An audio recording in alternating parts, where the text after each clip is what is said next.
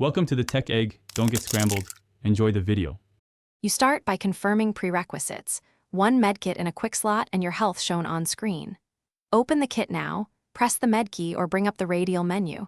This immediately reveals bandages, syringes, and consumables.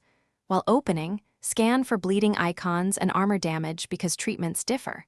Once the medkit UI is visible, select the correct item type for the wound indicated.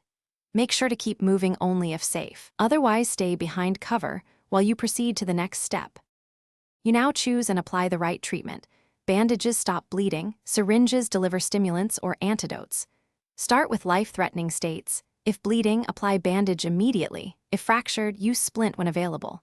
Hold the Use button for the item to complete application. A progress bar indicates success or interruption.